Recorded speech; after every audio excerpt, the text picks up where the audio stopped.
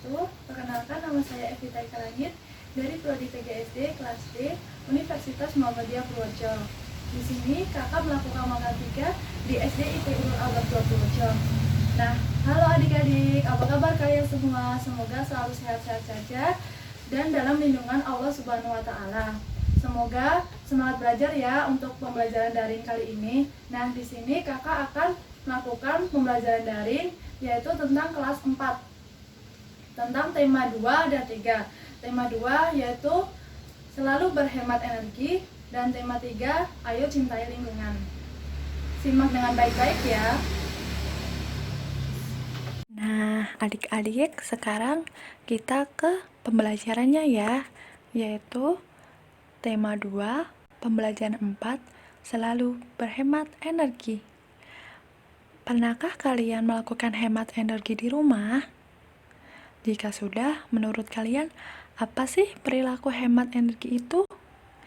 Di sini, kakak menjelaskan, yaitu perilaku hemat energi adalah tindakan mengurangi jumlah penggunaan energi. Contohnya, matikan televisi jika tidak ditonton, dan yang kedua, matikan lampu jika siang hari. Selanjutnya, yaitu bagaimana cara menghemat energi. Di sini sudah dijelaskan beberapa contoh tentang cara menghemat energi. Yang pertama, yaitu gunakan lampu hemat energi.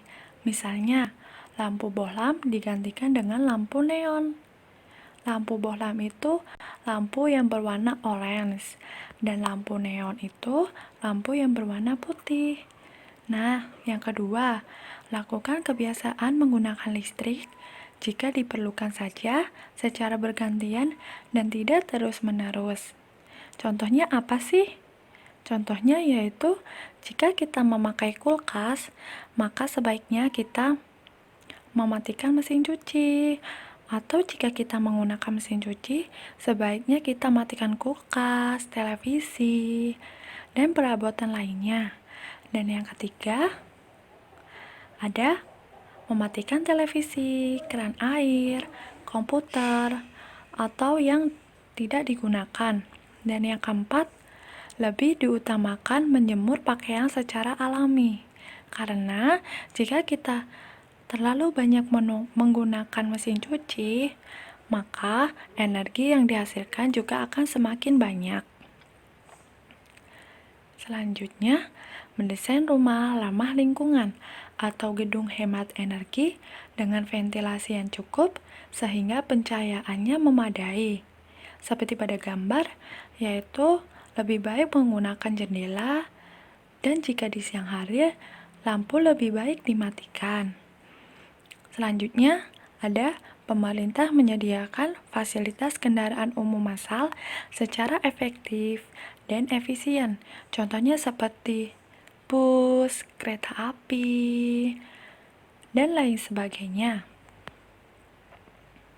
Nah, selanjutnya, jika kita sudah melakukan hemat energi, pasti ada tujuannya kan?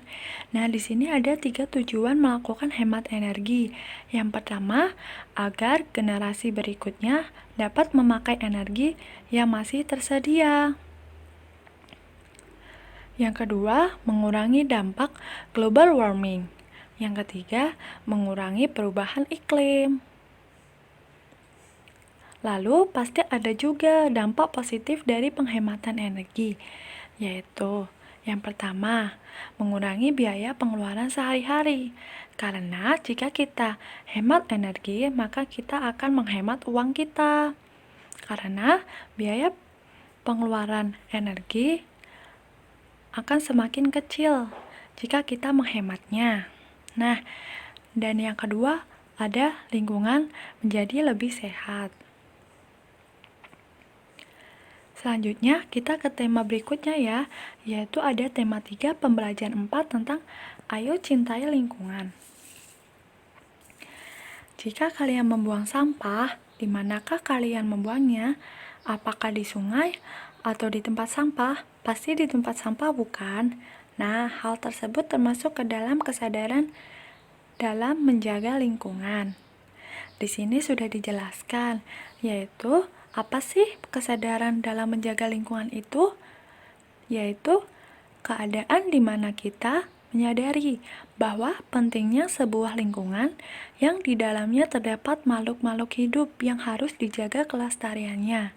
Karena jika kita tidak menjaga kelestarian makhluk-makhluk hidup tersebut, maka makhluk hidup tersebut akan berkurang dan menjadi punah. Nah, jika kita tidak melakukan kelestarian lingkungan, tidak menjaga lingkungan, maka akan menimbulkan berbagai penyakit dari lingkungan yang tercemar. Yang pertama yaitu virus yang berasal dari sampah yang pengelolaannya tidak tepat dan bercampur dengan air minum. Contoh penyakitnya yaitu ada diare, kolera, tifus. Nah, dan yang kedua, pengelolaan sampah yang kurang memadai. Karena pengelolaan sampah yang kurang memadai ini akan menimbulkan sarang nyamuk. Nah, sarang nyamuk akan menjadikan penyakit DBD atau demam berdarah. Dan yang ketiga, ada handuk yang dijemur di tempat yang kotor atau dibiarkan lembab. Seperti kita sehabis mandi, kita tidak menjemurnya, malah kita ditempatkan di kamar. Nah, jika dari handuk yang tidak dijemur itu akan menimbulkan penyakit jamur. Selanjutnya, aktivitas untuk menjaga lingkungan. Di sini ada beberapa contoh, yaitu yang pertama, membersihkan selokan rumah secara pribadi atau bergotong royong. Nah, seperti pada gambar ada bapak-bapak yang kemarin telah terjadi banjir. Sekarang bergotong royong untuk membersihkannya. Ada bapak-bapak yang membersihkan lumpur, ada yang berbagi memindahkan lumpurnya, dan lain-lainnya. Dan yang kedua, di situ ada gambar juga seseorang yang sedang membuang sampah, pasti pada tempatnya. Dan yang ketiga, ada penanaman hutan kembali atau melakukan penghijauan. Penanaman hutan kembali ini biasanya disebut juga dengan, nah betul, disebut dengan reboisasi. Selanjutnya, ada juga dampak positif dari menjaga lingkungan. Jika kita menjaga lingkungan, pasti lingkungan juga akan baik kepada kita.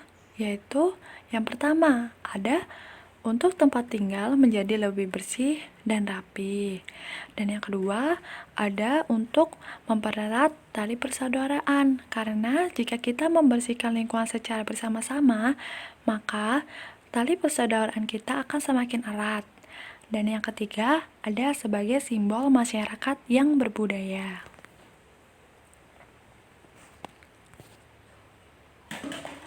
Nah, sekian penjelasan dari kakak. Di sini kakak juga ada soal untuk kalian jawab. Jika kalian menyimak dengan baik serta mendengarkan dengan baik, maka kalian bisa mengerjakan contoh 5 soal tersebut. Nah, yang pertama ada apa yang dimaksud dengan hemat energi? Pasti kalian tahu kan? Tadi sudah kakak jelaskan. Dan yang kedua, sebutkan contoh cara menghemat energi. Nah, di situ sebutkan saja 3. Dan yang ketiga, ada sebutkan dampak positif dari penghematan energi. Yang keempat, apa yang dimaksud dengan kesadaran menjaga lingkungan. Dan yang terakhir, mengapa penyakit diare, kolera, dan tifus cepat sekali menyebarnya. Nah, dikerjakan dengan baik ya. Selamat mengerjakan.